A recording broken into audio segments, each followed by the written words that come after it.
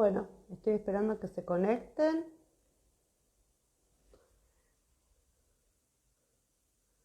Estamos en un nuevo vivo.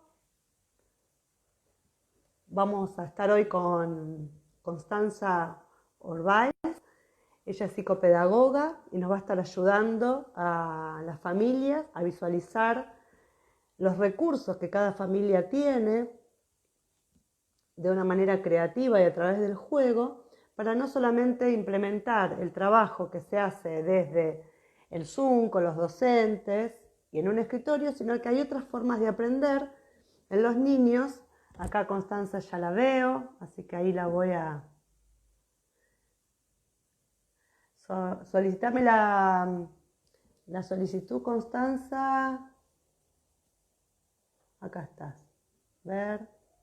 Tuve que volver a entrar porque se me complicó un poquito. Bueno, y con material concreto que a través de la creatividad los papás vamos a poner en práctica para poder... Hola Hola, Constanza, ¿cómo ¿qué estás? tal? Bien, tuve que Bien. salir porque estaba medio una cosa rara que no me escuchaba o no sé qué me pasó con la Sí, conexión. Y bueno, estaba sí, contando que íbamos a estar hoy con vos, trabajando un poco la visualización de recursos familiares para el acompañamiento en sí, el aprendizaje de sus hijos, que no solamente se limite a lo que tenga que ver sentarse en un Zoom, ¿no? Cuando sabemos que los niños con discapacidad quizás les cuesta más el periodo de atención, que a través del juego y en varias instancias del día uno puede ir reforzando el aprendizaje, ¿no? ¿Cómo estás claro. vos? Bueno, Bien, eh, muy bueno, bien. quiero que te presentes primero, que nos cuentes un poco de tu profesión y cómo llevas a cabo esta nueva dinámica que se presenta a través de la pandemia, ¿no? Con tus pacientes, Bueno, tus alumnos. sí. Mi nombre es Constanza Urbáez. Yo soy licenciada en psicopedagogía. Trabajo ya hace 7 años en un colegio como Ujú, psicopedagoga de nivel inicial. Y tengo pacientes, la mayoría tienen discapacidad neuromotora. ujú. Eh, y bueno, yo me fui como adentrando en el mundo de la discapacidad, por un lado porque yo tengo una parálisis cerebral, justo estamos culminando la semana de Ujú. concientización. eh, y luego del secundario, bueno, con mucho esfuerzo, hice la facultad y me empecé a dedicar eh, al abordaje y al trabajo con estos niños. Ujú. Eh, Vos hablás del poder distinto, ¿no? Que es tan interesante tu mirada y que es la que vos promulgás, y yo adherí a tu mirada, por eso estamos hoy acá juntas, porque quiero seguir aprendiendo de vos y me uno totalmente a esa mirada sobre el poder sí, y no lo que no se puede, ¿no? Lo cuando, que decís vos. cuando la charla TED, que tiene ese título, fue un título muy pensado, no solo por mí, sino por el equipo que me acompañó a escribirla, Ujú, porque creo que el desafío está en encontrar la manera en que cada uno puede eh, aprender, socializar, vivir, generar autonomía, comunicarse, eh, miles de formas. Eh, el desafío está ahí. Y, y bueno, yo creo que la discapacidad nos trae el desafío de buscar formas todo el tiempo. Y qué importante es, a partir de esas formas, saber primero que lo primero que hay que hacer es vincularse, ¿no? Y como vincularse, lo necesario es empezar a conectar con el otro, para saber emocionalmente cuáles son sus deseos, lo que lo motiva, que era lo que estábamos hablando y que un poco vamos a adentrarnos hoy, que a partir de la motivación, de lo que al chico le gusta, de lo que tiene deseo de hacer, cómo poder adaptar esa tarea para que eso que debe aprender para poder estar en el mundo y que le va a ser necesario para su autonomía futura y presente, qué importante es poder adecuar a partir de la motivación, de lo que lo motiva al chico.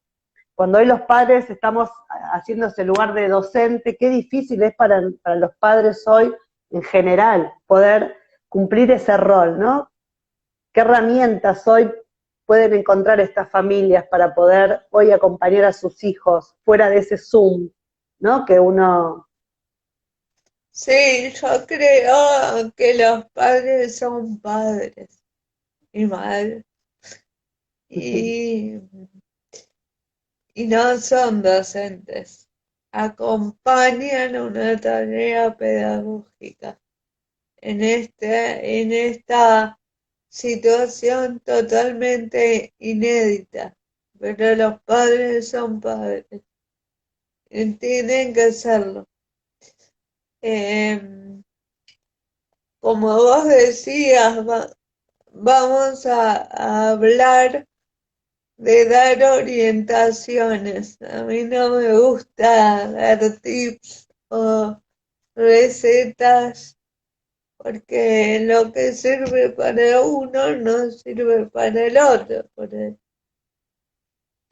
Pero una de las cosas que me parece muy importante cuando hay un desafío en el aprendizaje es el tema de la motivación.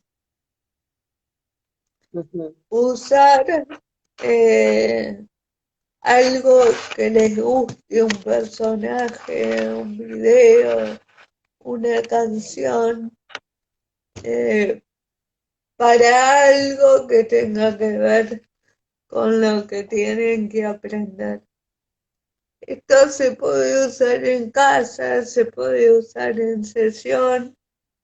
Después en la escuela hay algo de, bueno, todos tenemos que lograr adecuarnos en un punto equilibrado, porque si no, primero que la maestra tendría que estar dándole a cada uno el muñequito que le gusta, Claro, pero claro. ya de eso me parece que hay algo intrínseco en la escuela de formar algo en común y que Claro. si no, no se daría en común y en la diversidad. Pero me parece que para trabajar en casa, trabajar con el interés de cada uno es muy importante. Claro. Aceptando también un poco, digamos, el contexto familiar, digo, ¿no? Porque a veces, generalmente, cuando los papás no pueden lograr que su hijo se ponga frente a la computadora, no logra entender la tarea o no quiere participar, digo, genera una gran frustración en los padres, en la familia. Entonces, buscar, digamos, otras formas para aprender lo mismo es importante, porque va a generar quizás menos frustración en esa familia y en ese chico también, porque se arma todo como un tole-tole del deber hacer, del deber ser, y que va dejando afuera y va retrasando la tarea, va retrasando y genera como una culpa en los padres, yo lo veo en consultorio, ¿no? De que no sé qué hacer, porque obviamente no aprendieron a hacer no somos docentes, son padres en una situación particular que deben acompañar a sus hijos, que bueno, que en el caso de la discapacidad, sobre todo con discapacidad intelectual, se nota más, digamos, los momentos de atención son menos prolongados, si empezaron una escuela nueva es aún más difícil poder conectar, porque tuvieron solo una semana de clases, ¿no? Y a mí se me ocurría, digamos, no como tips, quizás está bien como vos lo decís, sino como algunos métodos que uno puede ir utilizando, inclusive haciendo el material concreto con el chico, para poder participar juntos y armar juegos, que pueden ser a través de las letras, de los números, ¿no?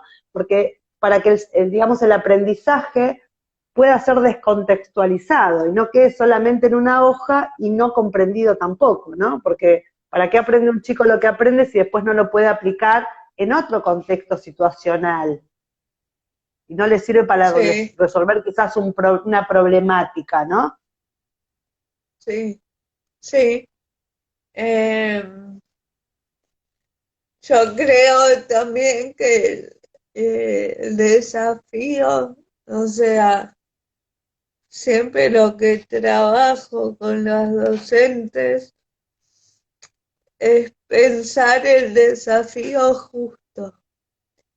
Es decir, bueno, este chico tiene una hiperquinesia, entonces la letra le va a costar el doble, estar sentado le va a costar el triple, bueno, permitirle que dé una vuelta cada 5 minutos. O que en Claro. vez del título y la fecha eh, se aboque a la actividad.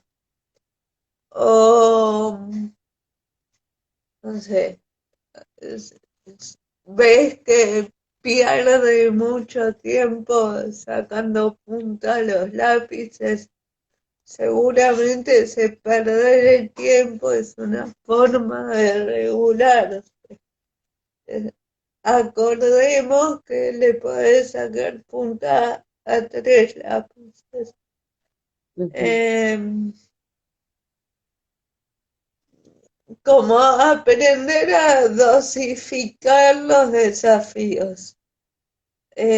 A que si el desafío es que practique caligrafía, que yo creo que es una gran cosa, soy media vieja en esto, pero me parece que aparte a nivel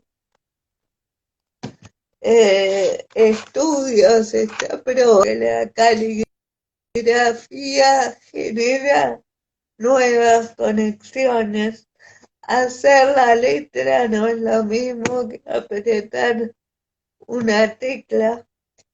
Y te lo dice alguien que la mayoría de esos pacientes no puede hacer Ujú. una letra, pero sí puede tocar una masa. Claro. Me fui un poco de tema, pero No, no, no, sí, está el perfecto, sí. objetivo es practicar caligrafía, no le pidas que haga la cuenta. O Ujú. sea, o al Sí, sí. revés. Eh, a veces los pizarrones chiquitos con fibrón están buenísimos porque el chico se equivoca y borra más fácil.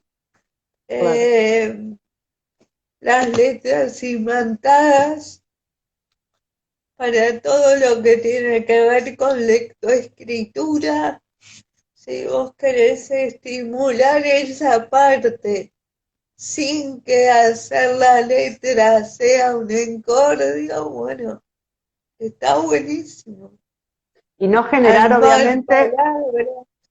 claro, no generar más, por ejemplo, frustración. Yo te voy a mostrar algunos elementos didácticos que tengo, le voy a mostrar a los papás también.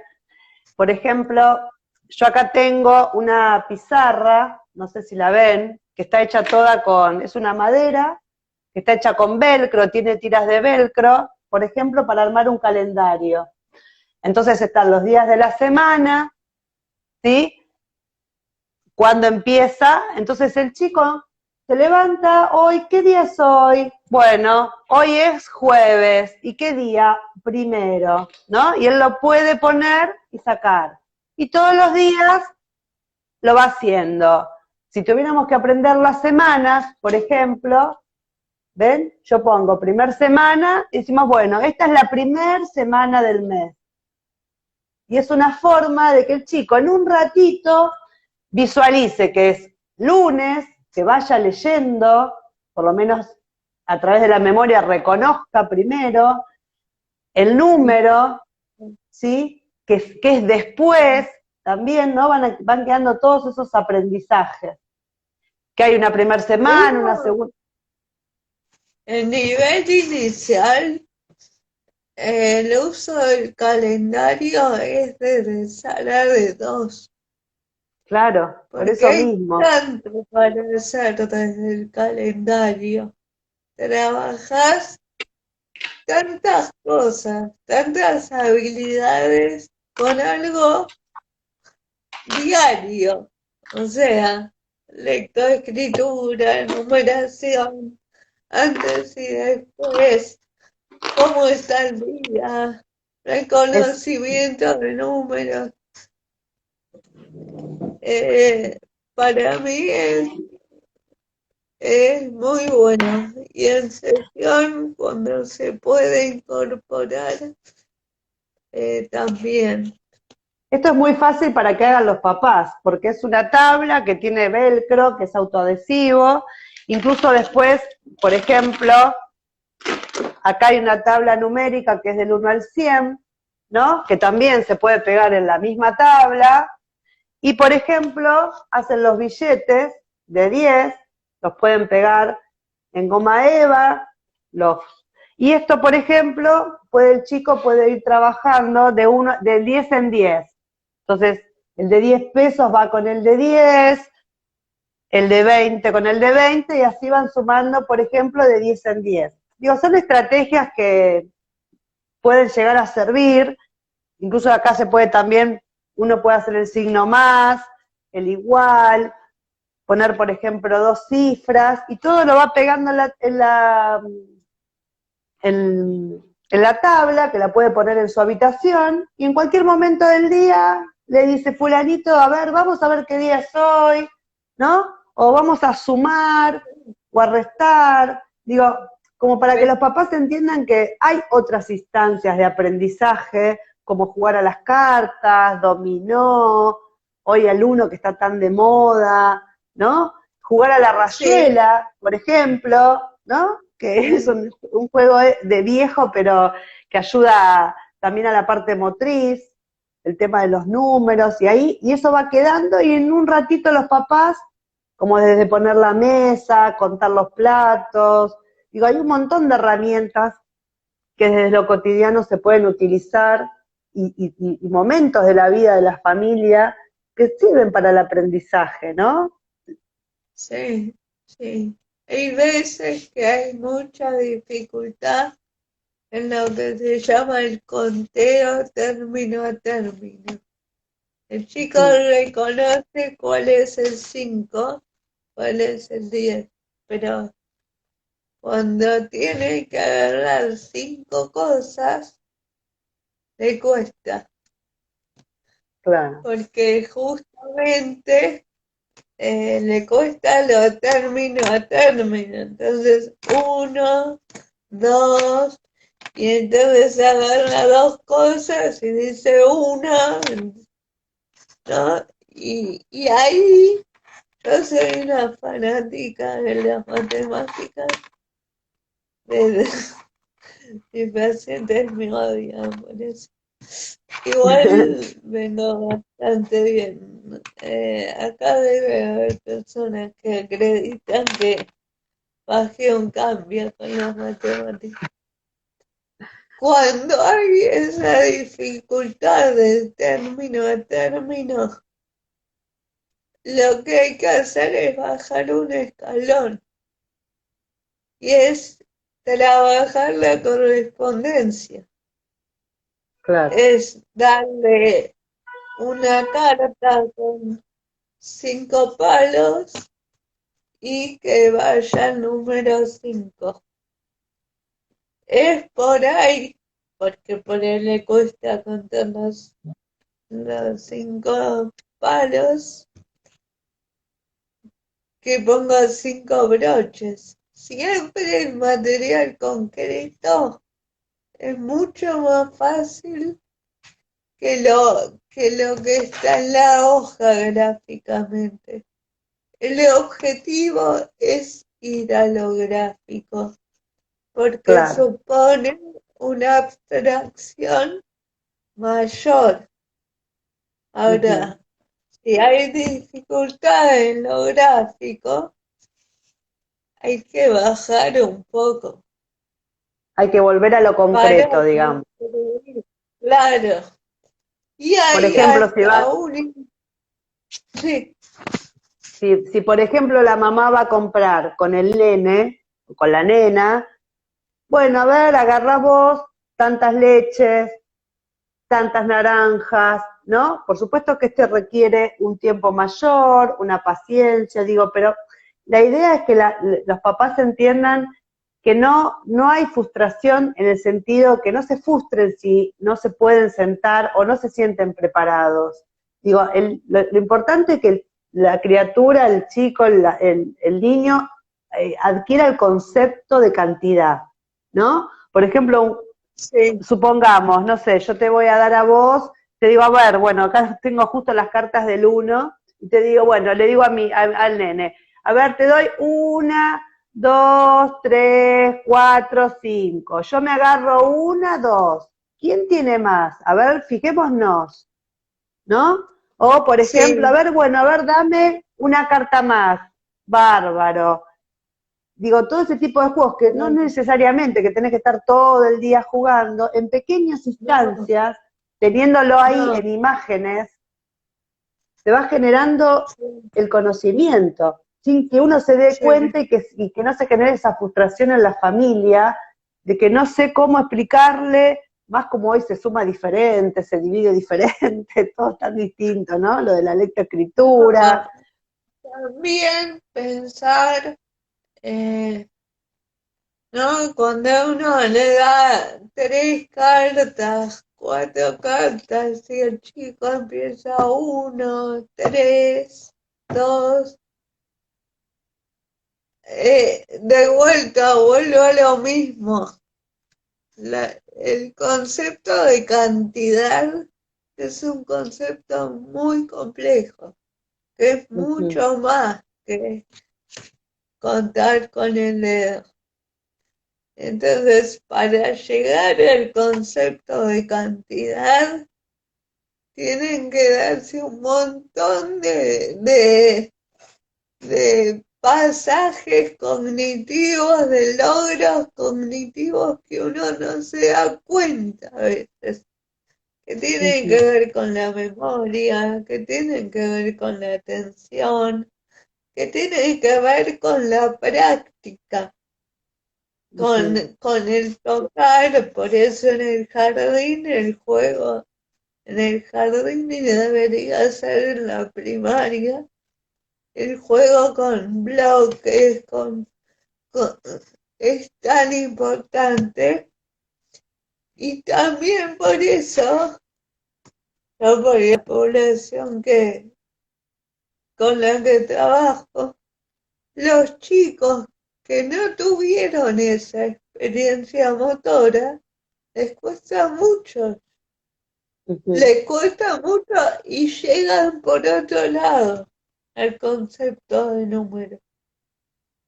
ujú. Sí, Ahora, en cuanto, por ejemplo, a la comprensión lectora, la lectoescritura, que, bueno, se ve mucho de esto, ¿no? Que se trabajan con textos, poesías, que a veces quizás yo me encuentro en el consultorio con familias que me dicen, no, le dan eh, un texto, un video que tiene que mirar y no. Entonces, bueno, trabajamos sobre eso. Entonces yo les pregunto, ¿qué película le gusta, por ejemplo, ver?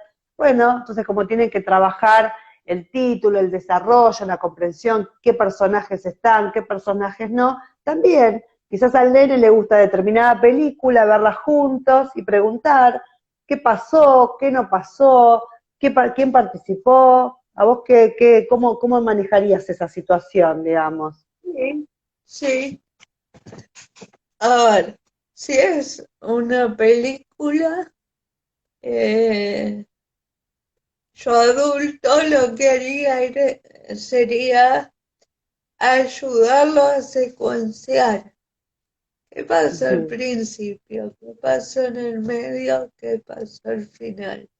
Ser lo que se llama un organizador externo. Ajá. Eh, ¿Cuáles son los personajes? Cuando es un texto que hay que leer, de vuelta vuelvo al desafío justo. Si un chico todavía tiene una lectura silábica, toda, la comprensión de texto se le va a ir la vida intentando leer.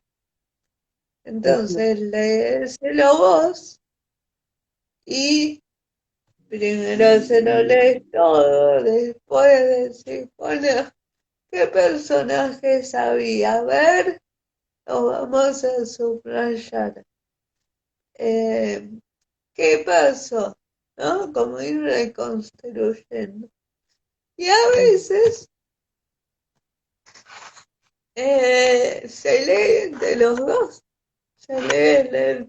Yo tengo una paciente que tiene una insuficiencia cardíaca y le agita mucho leer, pero ella quiere leer, porque aparte es su gran conquista.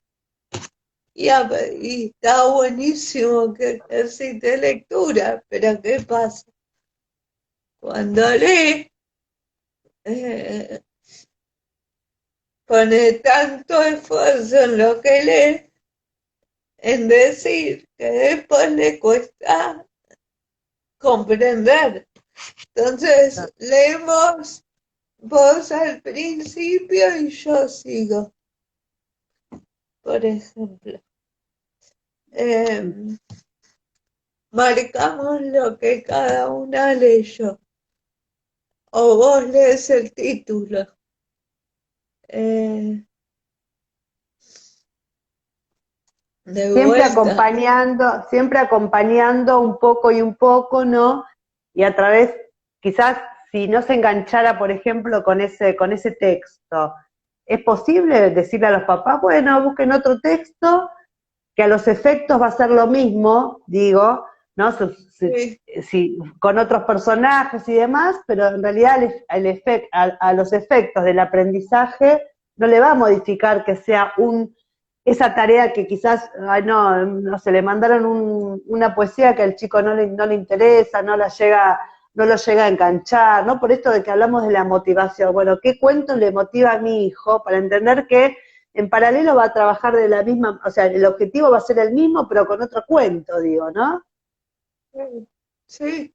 Yo empezaría por eh, un cuento que se enganche, pero volvería después al cuento, porque al que le Al que la dieron la maestra la tarea. más, sí, Porque la verdad es que uno de los grandes aprendizajes de la vida es que uno no decide todo. claro.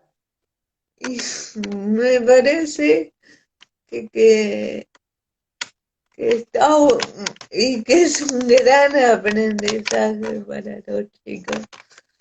Bueno, primero hacemos ese cuento y después vamos con este. O ¿Qué lo que uno pensás vos? hace después. Sí, ¿Qué pensás vos de los padres de trabajar esto de el premio si haces esto o si no lo haces, ¿no? Para poder llegar a que, bueno, tenés la clase de Zoom, el nene no quiere, se dispersa, la mamá se frustra, se enoja, ¿no? ¿Cómo ves esto vos desde lo pedagógico, esto de los premios y castigos? Es decir, bueno, de la recompensa para la motivación. Y a mí no me gusta mucho el tema de premios y castigos, ni siquiera el de premios. Para hablar de ese mecanismo, tiene que ser un tema, un desorden de conducta muy disruptivo en donde realmente se necesite eso. Pero en realidad ese sistema termina trayendo más problemas que soluciones. ¿Y cuál sería la Porque posibilidad para que esto no suceda, digamos? ¿Cómo podrían los papás sacar eso, ¿no? Dale, te llevo a tomar un helado, aunque no sea castigo, sino premio, digamos, ¿no? Que, digamos, se da la normalidad, se da algo naturalmente, pero ¿no? a mí me pasa, ¿no? Bueno, si no trabajas con Connie, no salís afuera. Ujú. Primero, no se puede cumplir. Segundo, em, ¿para qué trabajas con Connie? O sea, yo adulto digo que tenés que trabajar con Connie. No estás de buen humor, sí te entiendo. Hay veces que uno no está de buen humor. ¿Qué podemos hacer? ¿Le podemos pedir a Connie que haga un juego que te guste? Dale. ¿Podemos hablar de por qué estás de mal humor? Dale. Podemos decir, mira, esto sí, yo entiendo mucho, pero Se te corta un solo poco, se ahora. corta un poco lo que, se está como cortando un poco lo que estás conversando. No sé si tenés auriculares cerca. Vos decís entonces trabajar la emocionalidad de ese momento, pero que el chico entienda que es su responsabilidad y que tiene que trabajar, más allá de su Yo enojo, digamos. creo, a ver, siempre hay cosas posibles. Todo nos pasó de tener un paciente que no, y no, y no.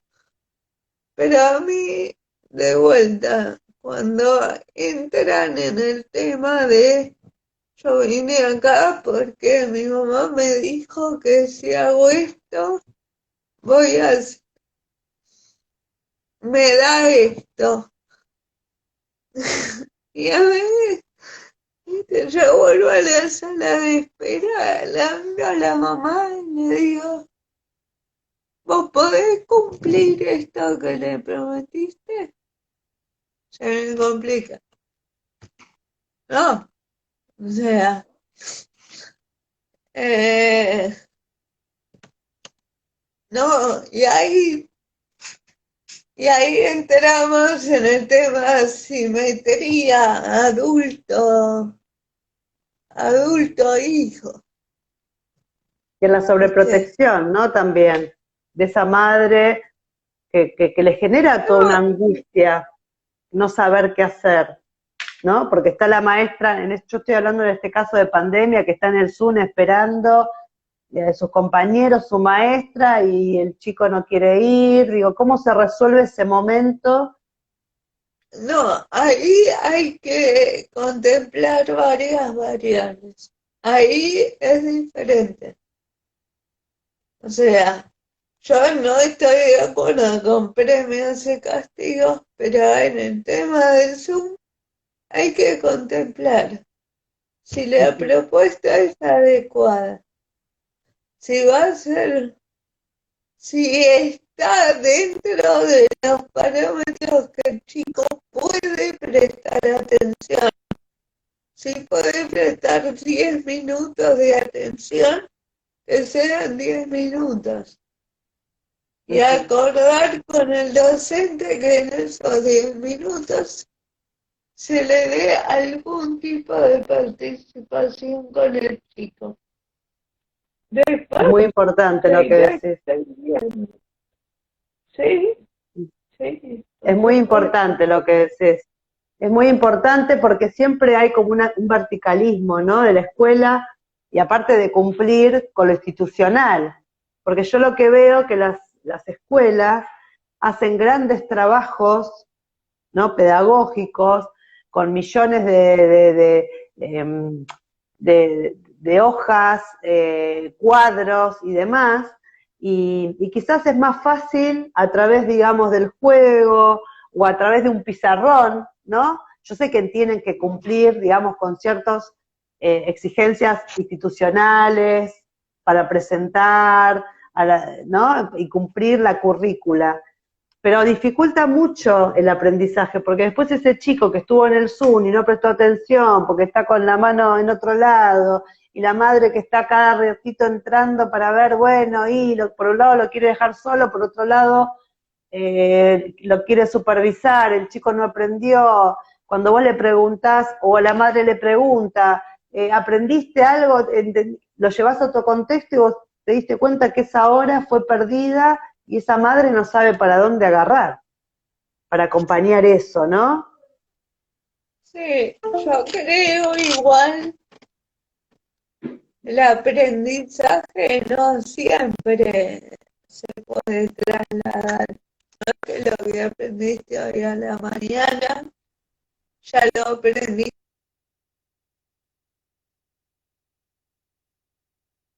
Uh-huh. Sí, sí. Claro, sí, sí, Eh, seguro. la verdad es que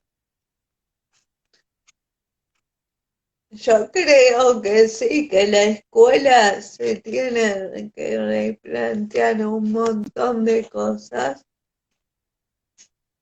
eh, pero que en pandemia, la verdad es que se hace lo que se puede. O sea, Uh-huh. y hay un montón de gente que no hace nada y no tiene ganas, y hay un montón de maestras que hacen el triple. Eh, es cierto que la pandemia hizo que muchos padres entren al aula y se lleven disgustos y digan, yo no quiero que mi hijo aprenda así. Y yo Sí, lo esto de la pan, pienso, sí, sí, sí, sí, sí. No, no, decí. uno puede realmente, si es, a ver, si es algo totalmente que atraviesa, si uno tiene una ideología más Waldorf y se está dando cuenta Claro. que el aprendizaje de su hijo es puramente memorístico, por ejemplo.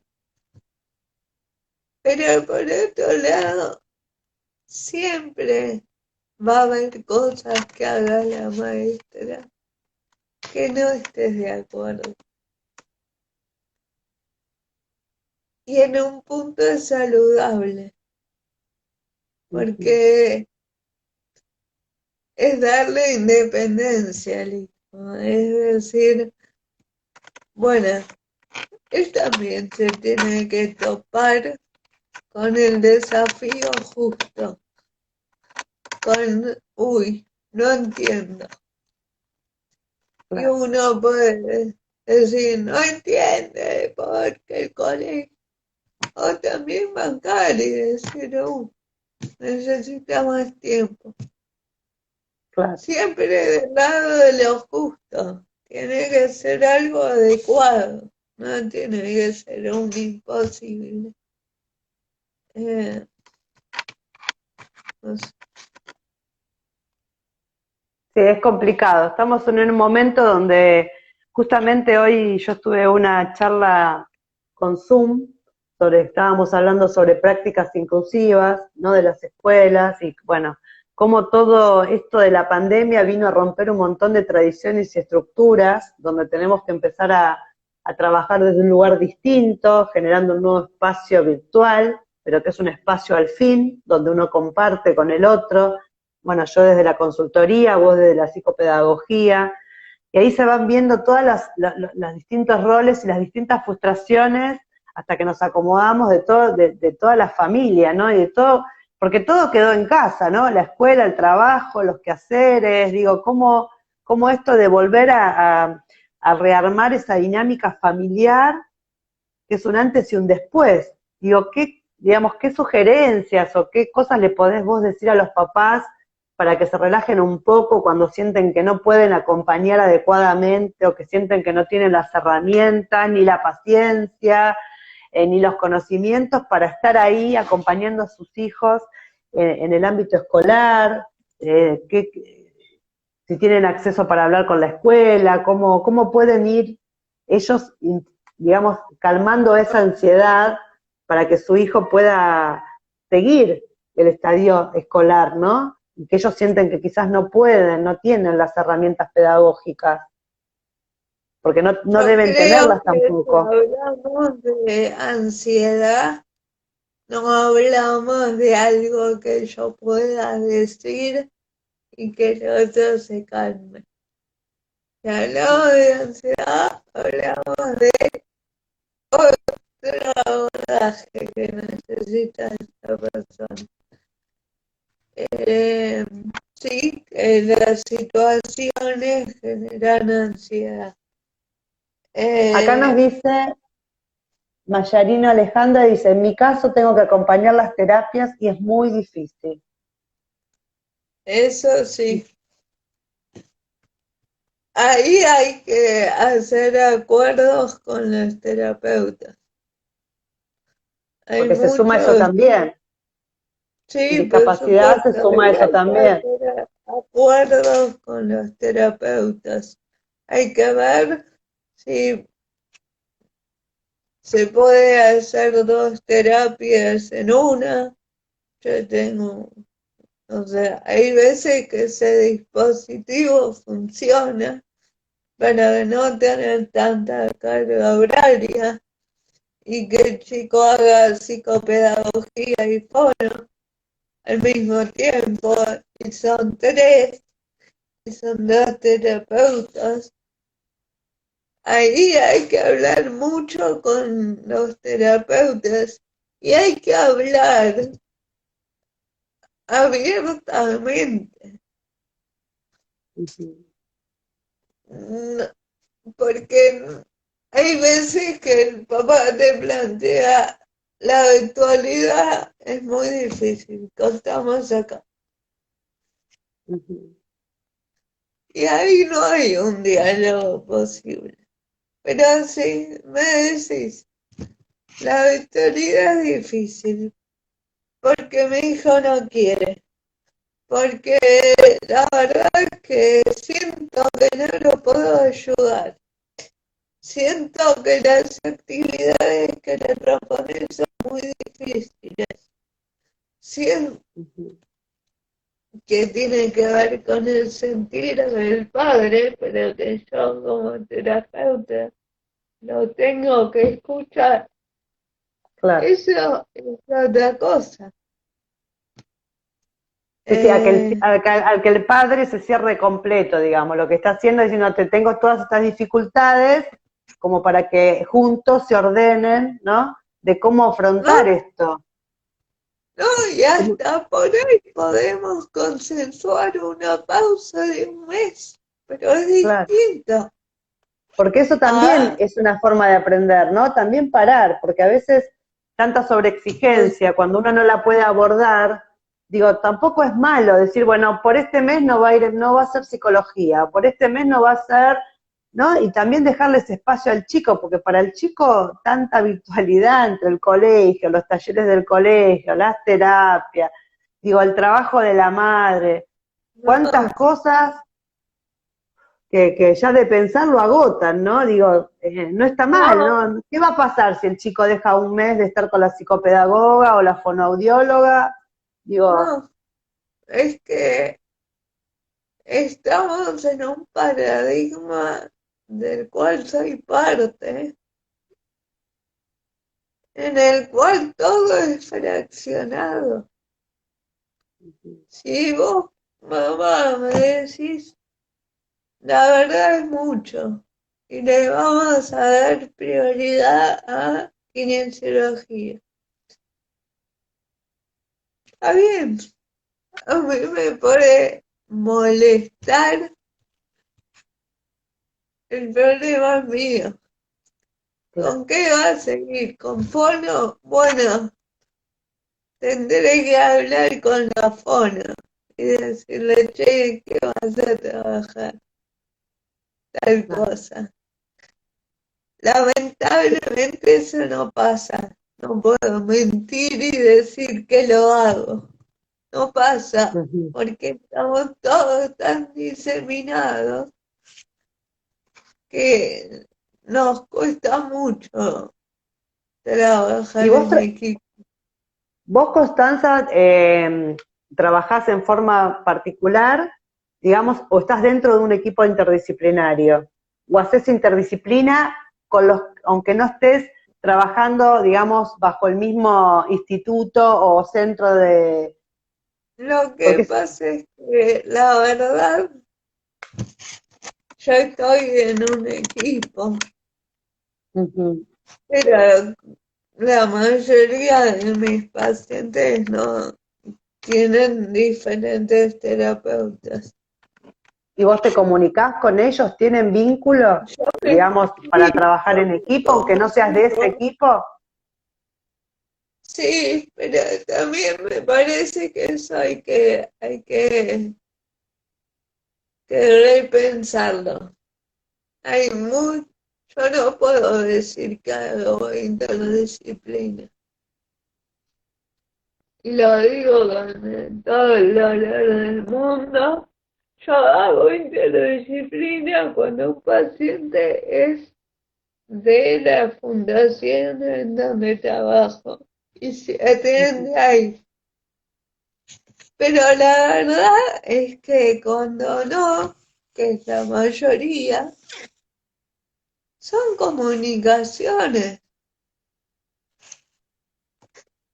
Pero muchas veces eso no es interdisciplina. No Y es. es, eh, y es importantísimo el trabajo interdisciplinario. Es muy y es. importante, pero el de verdad, digamos, donde haya un compromiso para que entre todos consensúen cómo van a abordar, qué cosas le pasan, qué cosas no le pasan a la familia, porque es un todo, el trabajo Pero interdisciplinario es hasta inclusive con la familia. ahí la familia tiene una clave muy importante, ¿eh? Sí. Porque la familia Porque tiene hay que entender que familias debe que no existir. lo. ¿Eh? Ujú. Que la familia tiene que aprender, digamos, tiene que entender y hacerse cargo que también es su saber, tiene que reconocer su saber familiar y que tiene que intervenir y acompañar y estar ahí, ¿no? Sí. Porque a veces Y que, y que no solo es pasar el teléfono. claro, Eh, No sé, me ha tocado de una mamá que puso un día, era una granja con un montón de terapias. Yo atendía a la mamá, ni siquiera a la nena. Puso un día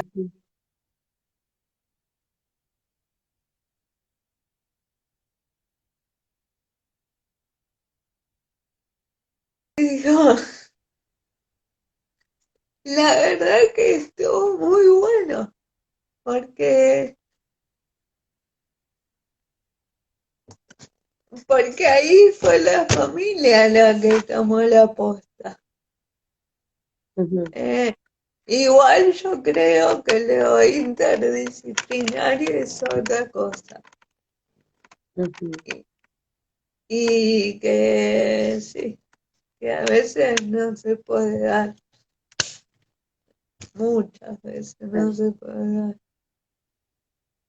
Eh, pero Son hay que asuntos hacer complejos. lo que hay. Ujú. Sí, Sí, yo creo que los profesionales tienen que, digamos, a veces para el trabajo interdisciplinario es necesario dejar el ego de lado, ¿no?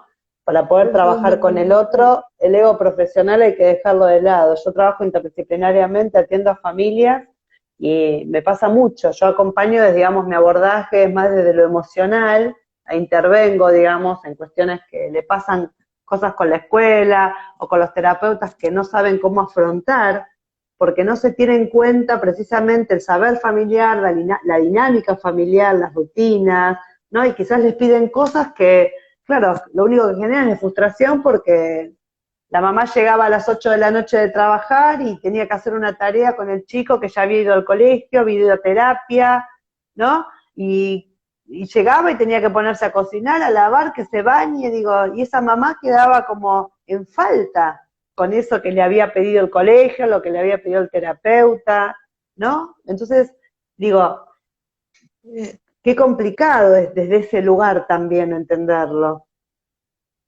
Sí, a mí me parece que es como una pareja de baile, es algo dinámico que tienen que ir Exacto, juntos y que hay momentos que la familia puede hacer más, hay momentos que la familia puede hacer menos, que tienen que haber acuerdos fundamentales. Eh, Porque también hay mucho puesto de la familia hacia el terapeuta, inconscientemente, pero hay mucho que no te escuché, mucho mucho que, puesto, mucha fantasía, mucho ah, deseo, y uno como terapeuta tiene que saber eso. claro, Yo el doble. Imagínate que a mí me han venido a ver padres y en el fondo era contame lo que hiciste para caminar, claro. porque quiero que mi hijo camine como vos. Y Ujú. uno es profesional y tiene que tener en cuenta estas cosas. Y también tiene que tener en cuenta eh, que la discapacidad para la familia y para algunas tipos de personalidades es muy difícil de atravesar y llega a generar patología, porque es tan difícil que hay un corte con la realidad, Claro, eh, que es mucho más que no aceptar, ¿no? Eh, y uno también tiene que aprender a los golpes. exacto. Nos queda poquito tiempo. Me gustaría que le dejes algún mensaje a los papás en este momento de pandemia, cómo pueden tratar de relajarse un poquito, ¿no? En estas inquietudes de acompañamiento pedagógico y que traten, digamos, de ver a ver de qué manera pueden a través del juego acompañar a sus hijos en ese aprendizaje que están haciendo, ¿no? ¿Qué podrías decirles vos? Por un lado, que el aprendizaje es algo continuo, gradual, que no es una carrera, eh, Mm, que tiene que ver con apropiarse de cosas, no con memorizar, con hacer propias cosas del mundo exterior. Por eso es tan importante el interés. Por Ujú. el otro lado es buscar apoyo, eh, porque muchas veces ante los padres desesperados, frustrados o enojados, generan impactos en los hijos. Es- Y la verdad es que si somos adultos tenemos que ser responsables. Es decir, esta parte mía la tengo que trabajar en un espacio. Claro, exactamente. Bueno, yo te quiero agradecer porque es interesantísimo hablar con vos. La hora se va rapidísimo, quizás en otro momento podemos volver a vernos. Y bueno, contarles un poco a los padres que yo tengo un espacio de orientación para padres, para el afrontamiento, digamos, de las distintas barreras que puedan encontrar, tanto institucionales como sociales, en el ámbito educativo, eh, en el ámbito laboral, para situaciones concretas que pueden, la primera entrevista la tenemos para que venga y plantee lo que le pase, bueno, y después a partir de ahí se van haciendo un abordaje de cómo enfrentar eso y afrontar eso que les está pasando que no pueden manejar.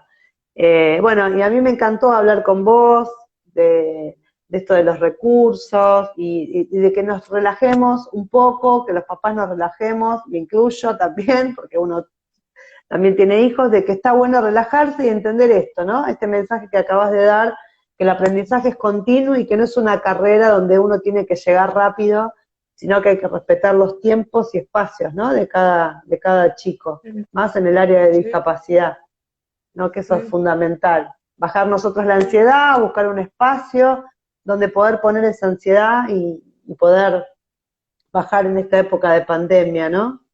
Te quiero sí. agradecer muchísimo, Constanza, no quiero que se nos corte. ¿Y cómo te sentiste vos en esta charla? Muy bien, muy bien.